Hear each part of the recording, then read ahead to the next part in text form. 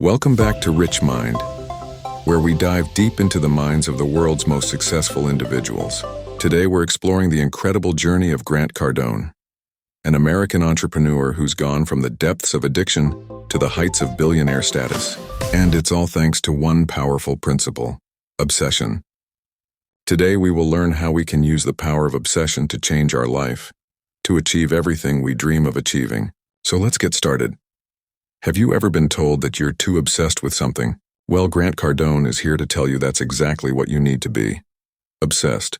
In his groundbreaking book, Be Obsessed or Be Average, Grant shares how channeling his addictions into productive obsessions transformed his life, and how we all can use the power of obsession to be successful in our life.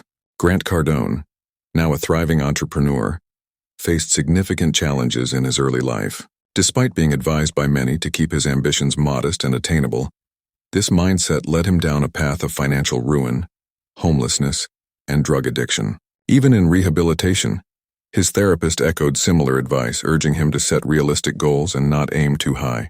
However, Cardone rejected this conventional wisdom. He chose to define his own aspirations and devoted himself entirely to achieving them. His relentless pursuit of success paid off, and he documented his journey in the book, Be Obsessed or Be Average. In the initial chapters, Cardone shares his personal story, setting the stage for the insights that follow. The essence of Be Obsessed or Be Average is to convey Cardone's unique approach to life, encouraging readers to harness their obsessions and channel them into achieving their own successes. Born in 1958 in Lake Charles, Louisiana, Grant faced a myriad of challenges from a young age. He struggled with self-esteem and found himself caught in a web of addiction during his teenage years. Life seemed bleak and his future appeared uncertain. But even in the depths of despair, a spark of realization began to flicker within himself. By the time I was 16 years old to 25, I was using drugs every single day. You got a brother too, right? Yeah, twin brother. He's pretty much involved in the same stuff. We're identical twin brothers, so we're hanging out together. Both bored, both a lot of energy, both fairly intelligent. But I had tried to quit at least 10 times a day. I quit drugs for 9 years. Today, I'm gonna quit. 5 minutes later, I'm using. So every day, it's not just the drugs. It's not just what you're doing to your body. It's like the number of times I quit and couldn't quit and then started again. Like you start losing any sense of self-respect. It's hard to imagine that someone who now exudes confidence and success once battled drug addiction. Grant's turning point came when he realized that the intensity of his addiction could be channeled into something productive. This revelation was monumental. He decided to take control of his life, and that's where his journey toward obsession began. In Be Obsessed or Be Average, Grant emphasizes that true transformation begins with recognizing your obsession. He asks us to look at our lives and identify what truly excites us. For Grant, it was sales and real estate. Obsessions can be either positive or negative. Positive obsessions have purpose and provide reasons for doing something, or even reasons to exist. Purpose is the foundation of obsession. Negative obsessions, on the other hand, are distractions and produce no constructive outcomes. If you fail to find positive obsession, then you certainly are obsessed with something negative. You may be addicted to drug, addicted to pornography or partying. If you say, no, I don't have such addictions, you may be just sitting and watching reels relentlessly. So be serious now. Find your positive obsession. Identifying purpose can be difficult, but asking certain questions can help identify purpose. What are my personal interests right now? What amount of money is enough? What are my unique skills? What great ideas do I have for something that is needed? What do I want to be remembered for? What are people that I admire doing? What gives me energy? The answers to these questions will identify many purposes and provide the focus for positive obsessions. Obsessions will evolve as goals are met and new purposes emerge. Keeping obsessions fresh requires updating and constant reevaluation. The goals of the obsessed are always a bit out of reach. Obsessions are like beasts. Feeding the beasts are the only way to keep obsessions alive. That means staying focused, diligent, and never letting the beasts go hungry. The following suggestions will keep the beasts well fed. Stay focused on goals. Stay in control of money matters. Work with great people who are also obsessed. In addition to feeding the beasts, starve the beasts of doubt, blame, haters, and naysayers. Naysayers are particularly dangerous because they are not evil people. On the contrary, naysayers often are loving and caring. Unfortunately, naysayers can cause significant harm by giving advice like, "Be careful, that will kill the beasts." These people justify their averageness by giving unsolicited and unwelcome advice. The biggest harm that naysayers can do is to be distracting and allowing the beast to die. The obsessed aren't committed to popularity. They're committed to success. Everyone likes the idea of success, but just the idea of success cannot fuel obsession. Obsession is about the process, not just the end game.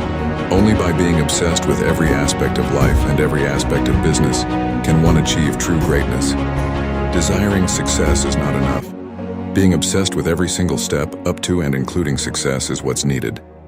Obsession can be a life-changing positive force. For Cardone, obsession wasn't a choice, it was a lifesaver.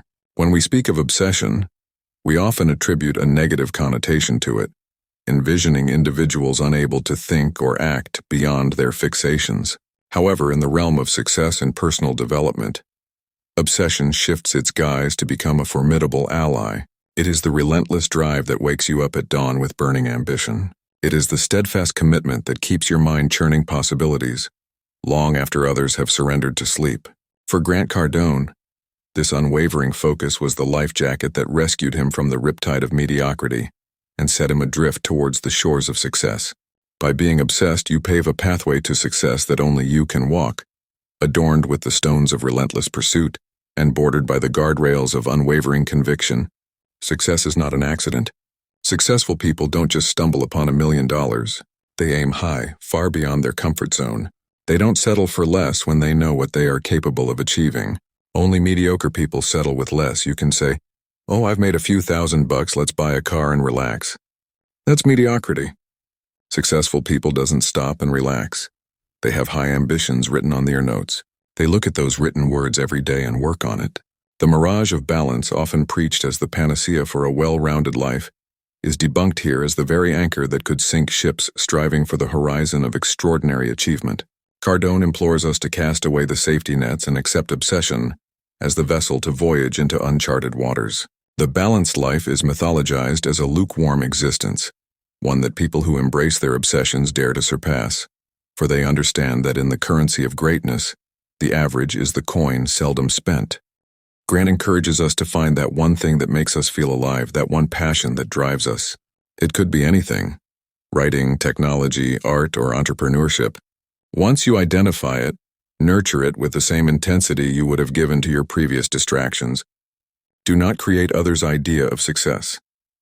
A life obsessed is one that can only ever be lived for the self.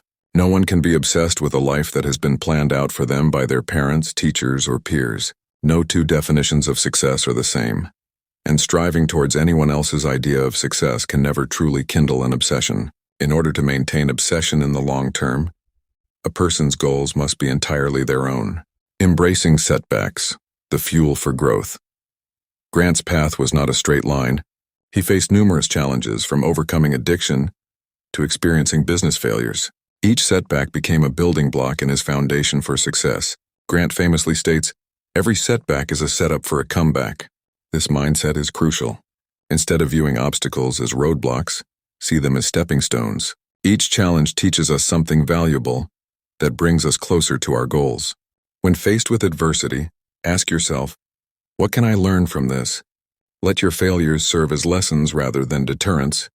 This approach will not only build resilience but will also propel you toward greater achievements. Control your life. Obsession does not clock out at 5. Obsession does not stay at the office. Obsession needs to extend to all aspects of life. The only way to be obsessed is to approach everything with the same amount of zeal. Obsession is about control, to dominate every aspect of life. Obsession is also about persistence and results. The obsessed never give in until they have achieved the goals they have set. Free time is a threat. If someone is obsessed, they should not have free time. Free time is a delusion, since there is always something that can be done to advance goals. The reliance many have on free time, on downtime to recharge, is really just weakness, and can be eliminated through discipline. Allowing free time even a little allows for the option of free time always, and the mind will be drawn more and more to relax and procrastinate. Because of this, free time should be avoided at all costs, and instead be directed towards more productive ends. Many would say that the obsessed are afflicted.